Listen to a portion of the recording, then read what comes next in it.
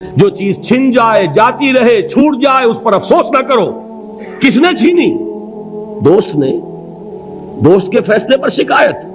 اگر دوستی ہے تو پھر تو تمہیں گردن جھکانی چاہیے۔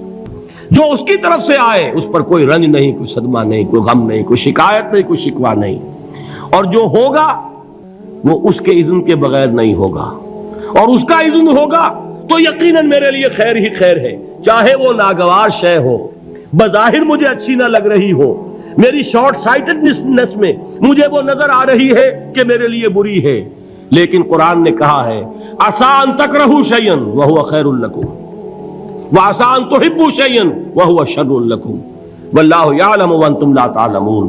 ہو سکتا ہے تم کسی چیز کو ناپسند کرو، درحال ہے کہ اسی میں تمہارا خیر ہو، اور ہو سکتا ہے تم کسی چیز کو پسند کرو، درحال ہے کہ اس میں تمہارا شر ہو۔ اللہ جانتا ہے، تم نہیں جانتے۔ اکبر الہ آبادی نے اسے کہا ہے رضائے حق پہ راضی رہ، یہ حرف آرزو کیسا؟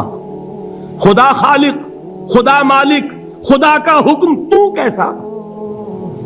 جب میں آ گیا بیچ میں، میری پسند، میری مرضی، میری خواہش، میری چاہت، یہی تو شرک ہے۔ اقبال نے اسے کہا ہے فارسی میں برو کشید ز پیچا کے ہست و بود مرا چے اقدہا کے مقام رضا کشود مرا۔ مجھے تو تمام پیچ و خم سے نکال دیا اس مقام رضا نے، میں راضی برضائے رب ہوں، جو فیصلہ اس کا میں اس پر راضی۔ تو کہاں کا حزن اور کس کا خوف؟ یہی زوال حزن اور زوال خوف، یہی ہے امن، یہ نتیجہ ہے ایمان کا۔